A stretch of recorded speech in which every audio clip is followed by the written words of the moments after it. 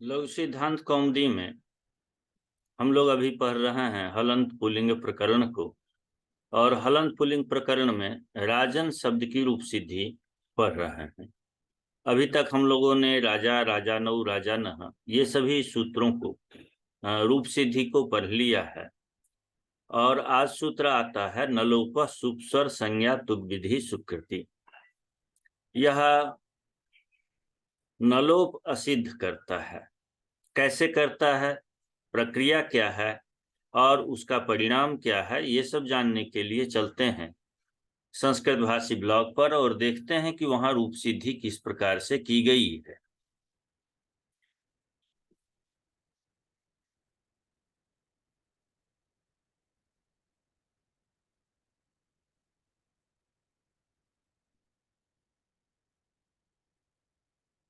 नलोपः सुपस्वर संज्ञा तुग विधि सुकृति। सूत्र से स्पष्ट है नलोपः, नलोप क्या होता है, सुप विधौ, स्वर विधौ, संज्ञा विधौ, तुग विधौ कृति च नलोपो सिद्धो नान्यत्र। ये सूत्र कहता है सुप विधि, स्वर विधि, संज्ञा विधि और कृत प्रत्यय के तुग विधि में नलोप असिद्ध हो जाता है। अन्य जगह पर नलोप असिद्ध नहीं होगा। अब यहां हुआ कि सुप विधि क्या है। आप अभी सुप विधि ही पढ़ रहे हैं। सुप प्रत्याहार है सु औजस अम औटसस इत्यादि जो सुवादी प्रत्यय हैं और इस प्रत्यय के आधार पर किए जाने वाले कार्य को सुप विधि कहते हैं। यहां पर राजन शब्द में सुप विधि है।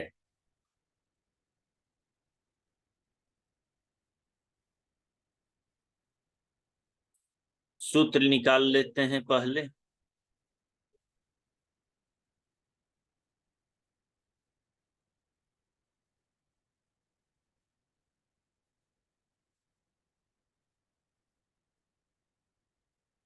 ये आ गए और इसको अब देखते हैं।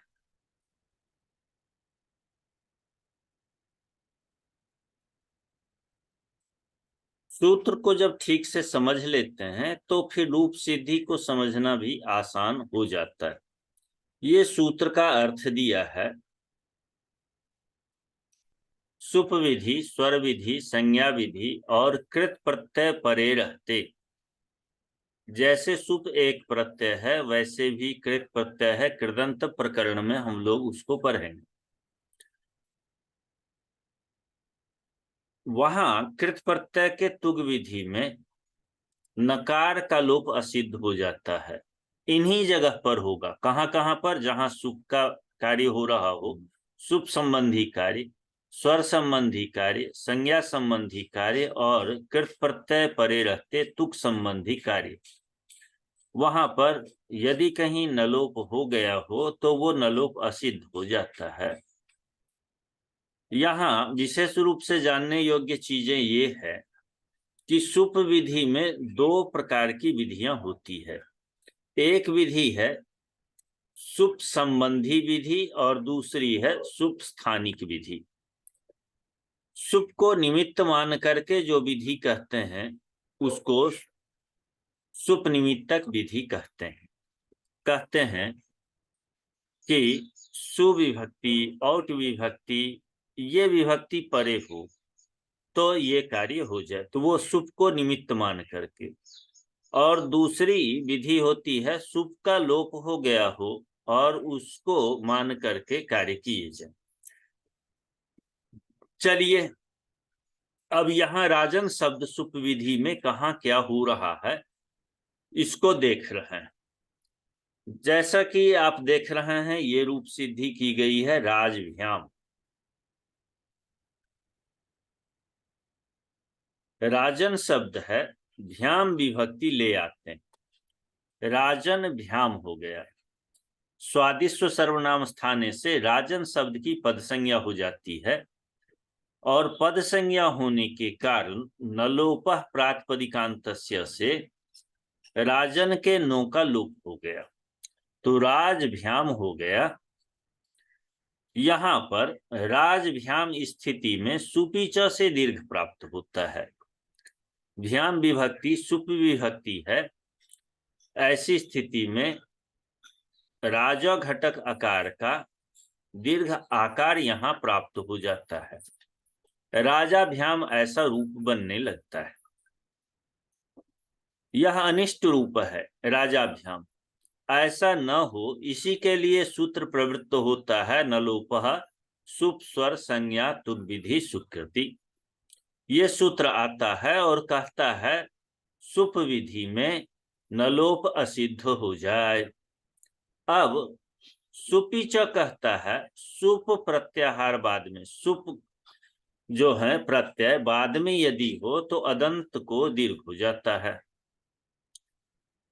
राजा वाले अ को दीर्घ प्राप्त है और आधार क्या ले रहे हैं, सुप को। सुपीच क्या आधार लिया, सुप विधि को आधार मान करके राजा घटक आकार को दीर्घ कर रहा है। इस सुप विधि में नलोपा सुप स्वर संज्ञा तुक विधि सुकृति ये निषेध कर दिया। निषेध कर देने से राजभ्याम ऐसा ही रूप रह गया। इसी तरह राज भी ये भी समझना चाहिए, जहां पर कि दीर्घ प्राप्त एत्व प्राप्त है। आत यहां लिख रहे हैं राजभ्याम राज भी राज्ञी राजनी राजसु।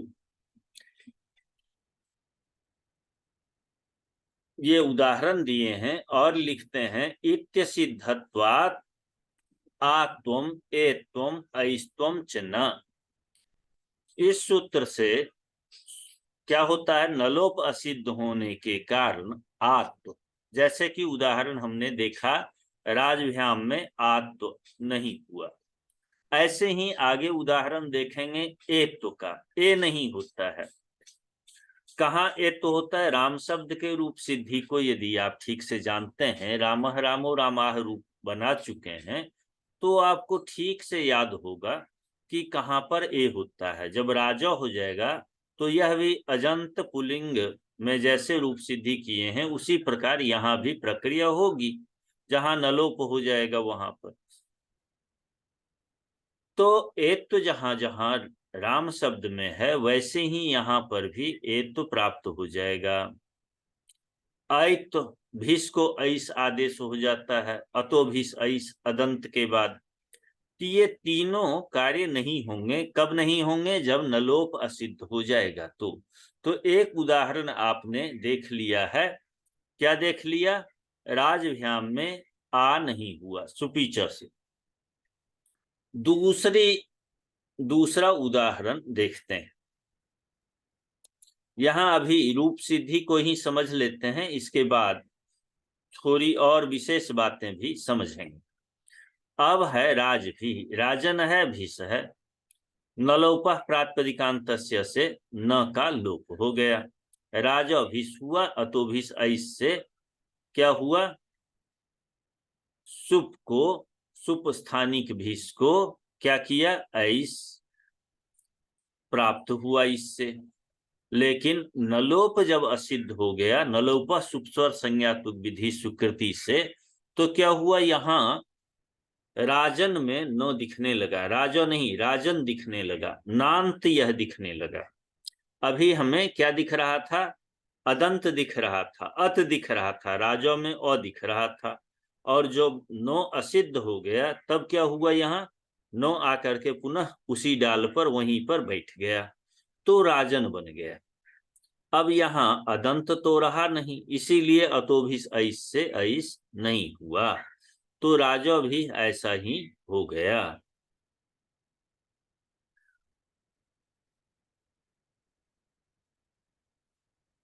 थोड़ा शुद्ध लिखने में हो गया है, उसको न समझें। नकार लोप के असिद्ध होने के कारण यहाँ पर भीष को ऐस प्राप्त है, अतो भीष ऐस से।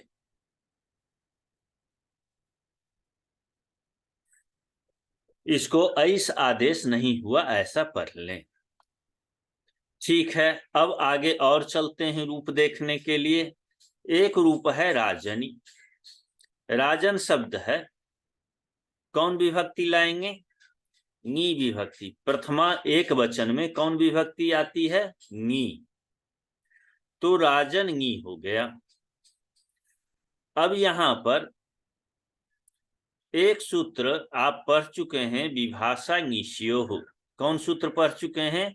विभाषा निश्यो हो। इस सूत्र से क्या होता है? इस सूत्र से नी और सी विभक्ति किसको कहते हैं? जसा सी से जहां सी आदेश होता है उसको क्या कहते हैं हम लोग? जस विभक्ति को सी होता है। और नी विभक्ति है ही। ये दो जगह पर आकार का लोप कर देता है विकल्प से। अब आते हैं, देखते हैं यहाँ नी विभक्ति में क्या हुआ। राजन नी हुआ। विभाषा का अर्थ होता है विकल्प से, विकल्प से आकार का लोप होता है नी विभक्ति में। तो यहाँ नी विभक्ति है, विकल्प से किसका लोप हो गया? राजन घटक आकार का। नो का लोप यहां नहीं होगा। किससे?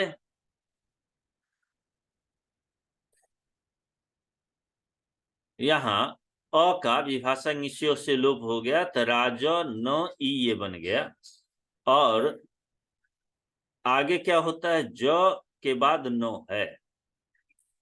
जो किस वर्ग का है? च वर्ग का वर्ण है। तो स्तोष चुनाश्चु सूत्र से च्युत हो जाएगा, नो को भी चवर्ग का वर्ण हो जाएगा नो।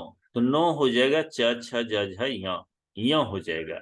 राज य ई होगा। और परस्पर ज और यो मिल करके ज्यो हो जाता है और ई मिल गया तो राज्ञी रूप सिद्ध हो जाता है। जिस बार विभाषा निश्चय हो, आकार का लोप नहीं करेगा, राजो घटक आकार का लोप नहीं करेगा, विकल्प से होता है, तो उस बार राजन ऐसा ही रहेगा और नी का ई यहां पर आकर के मिल जाता है, राजनी रूप बन जाता है। राजसु में राजन शब्द है, सुविभक्ति लाते हैं, राजसु हो गया। अब देखिए, राजसु होने से राजन सु हुआ, नो का लोप कर दिया। किससे करेंगे? नलोपह प्रातिपदिकांत से नौ का लोप हो गया, राजसु हुआ। अब यहां बहुवचने झल्लेत। झली प्रत्याहार परे रहने पर, झल प्रत्याहार में कौन कौन आता है? स सर हल तक जाएगा। झ गढ़ दस के झ से लेकर के हल के ल तक जाएगा। तो वर्ग का ये जो स का स है, यह झल प्रत्याहार है, झल प्रत्याहार में है। और झल प्रत्याहार परे होने के कारण बहुवचन का भी है, राजो घटक आकार को ए प्राप्त हुआ। जैसे आप रामेशु में देख चुके हैं, वैसे ही यहाँ पर भी ए तो प्राप्त हुआ। और ए तो प्राप्त होते ही यहाँ पर सुप को झली, झल प्रत्याहार, चूंकि सुप है बाद में, सु है बाद में, झल वर्ण क्या है? सु है, सु का स है। तो यह सुप विधि में ये हो रहा है, इसीलिए ऐसी स्थिति में यहाँ न लोप असिद्ध हो जाएगा। जो हम लोग नलोपा प्रातिपदिकांत से नो का लोप किए हैं, वह असिद्ध जब हो जाता है तब क्या होगा? न आकर के बैठ गया यहाँ। तो राजन सुप ऐसा दिखने लगा। तो क्या हुआ फिर? बहुवचने झल्लेत से एक तो भी नहीं हुआ।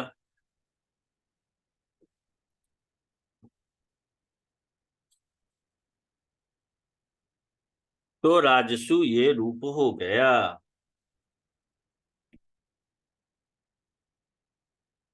इसी प्रकार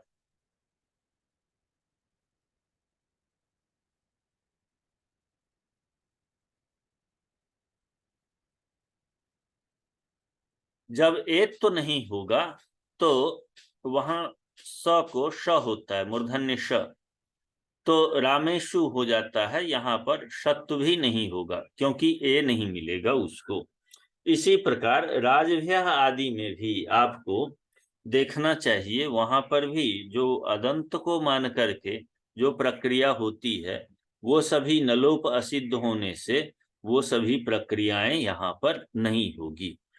यह आवश्यक होता है कि पूर्ववर्ती पाठों को पढ़ लिया जाए और तदनंतर आगे के पाठ को पढ़ें, क्योंकि वही प्रक्रिया बार बार आती है।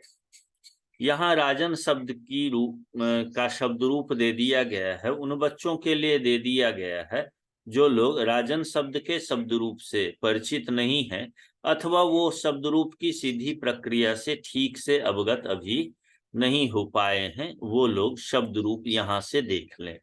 दूसरा प्रयोजन ये है कि यहाँ से हम देख सकते हैं रामः रामौ रामाः रामम रामौ रामान रामेण रामाभ्याम, यहाँ राज्ञा बन गया, वहां रामेण बनता है।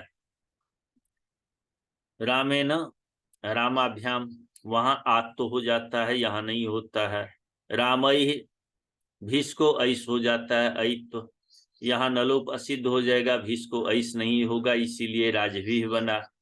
राज्ञे वहां रामाय होता है।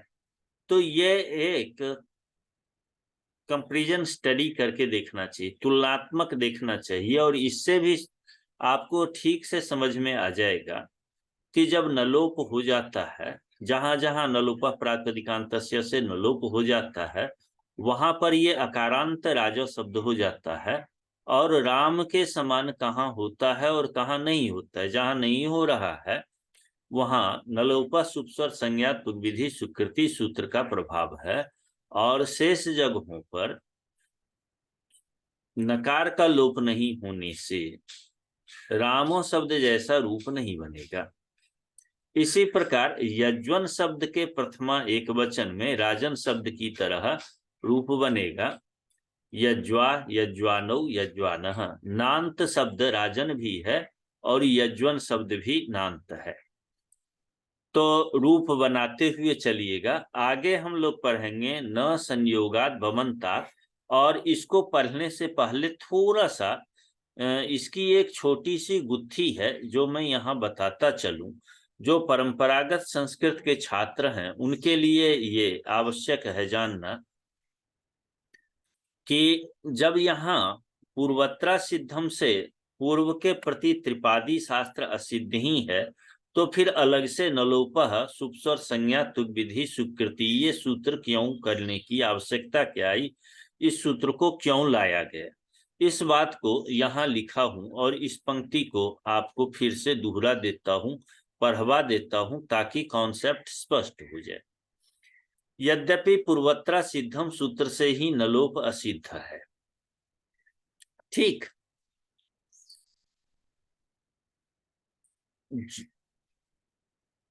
पुनः नकार लोप की असिद्धि का कथन नियमार्थ है। अनियमे नियमकारिणी परिभाषा कहा गया है। और दूसरी बात यह है जहां नियम नहीं हो वहां नियम कर दिया जाए तो वो परिभाषा होती। यहाँ तो नियम है, पूर्व के प्रति परशास्त्र असिद्ध होते हैं, और जहां पर आत्म प्राप्त है, आत्म के दृष्टि में नलोपह सुपस्वर संज्ञा तुग्विधि सुकृति वो असिद्ध हो जाता है, उसी से कार्य चल जाता। फिर आत्म एत्व और अइत्व में इन तीनों जगह पर पूर्वत्रा सिद्धम से ही कार्य चल जाता, नलोप असिद्ध हो जाता। फिर नलोपा सुपस्वर संज्ञा तुग्विधि स्वीकृति एक अलग से सूत्र करने की आवश्यकता ही क्या है, यह प्रश्न उदित हुआ। इसका समाधान करते हैं, कहते हैं सिद्धे सति आरभ्यमाणो विधि नियमाय कल्पते। सिद्ध है कि पूर्वत्रा सिद्धम से काम चल जाएगा, फिर भी नलोपा सुपस्वर संज्ञा तुग्विधि स्वीकृति इस सूत्र का आरंभ करते हैं, एक नई विधि का आरंभ कर रहे हैं। नई विधि का आरंभ इसीलिए करते हैं कि एक नया नियम बन जाए। अब वो क्या नियम आए कल्पते है? स्वतः सिद्ध कार्य के लिए पुनः विधान करना नियमार्थ होता है। अब वो नियमार्थ क्या है?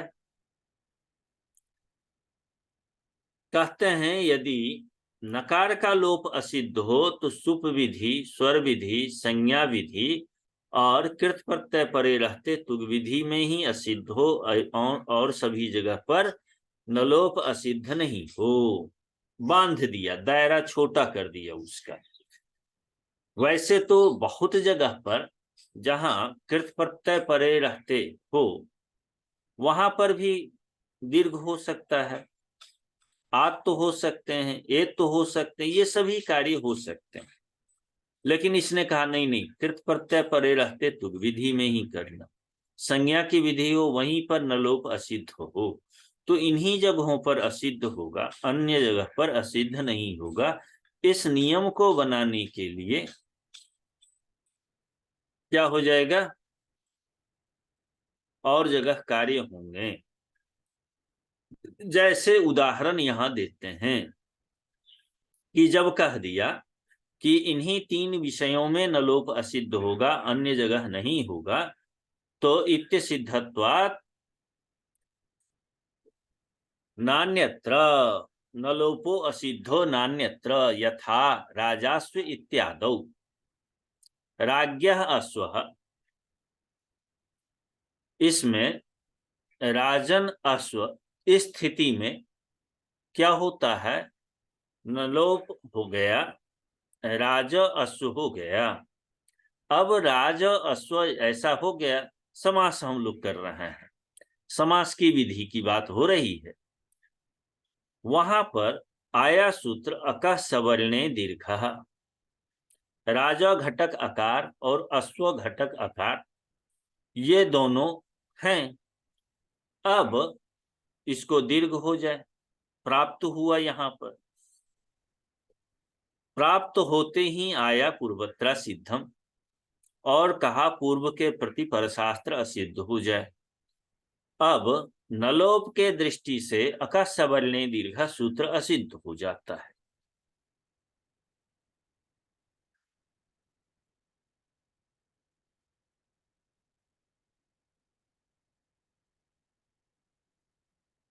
ऐसी स्थिति में राजास्व ये रूप नहीं बनता, दीर्घ ही नहीं हो पाता।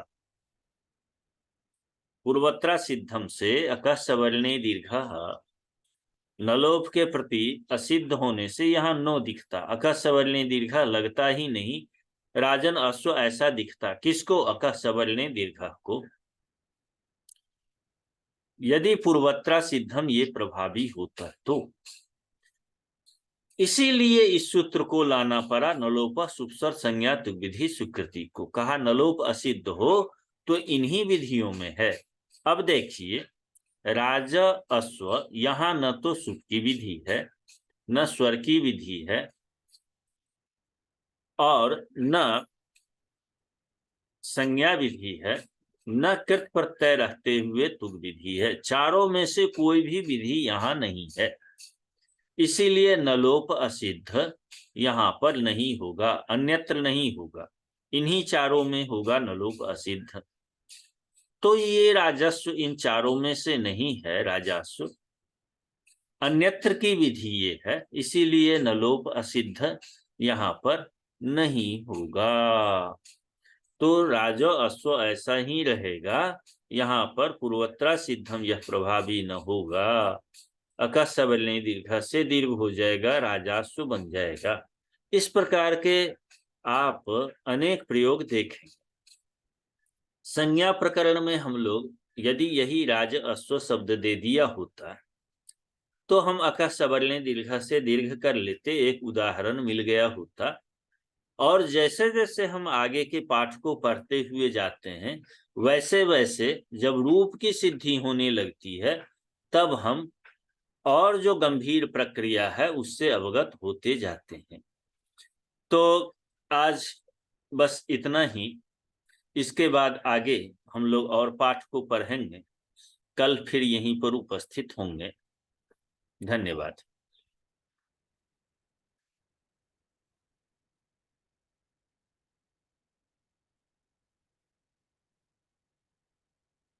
आगे नौ संयोगात भवंतात सूत्र आएगा और इस सूत्र को भी हम लोग वकारांत संयोग और मकारांत संयोग से परे अन के अकार का लोप नहीं हो ऐसा विधान करता है। यज्वन शब्द में देखेंगे कि वकारांत संयोग और मकारांत संयोग से परे अन के आकार का लोप नहीं होने से परिणाम क्या आता है। संस्कृत भाषी ब्लॉग पर रूप सिद्धि की प्रक्रिया लिखी है, आप लोग वहां आकर के रूप सिद्धि की प्रक्रिया देख, सुन और समझ सकते हैं। धन्यवाद।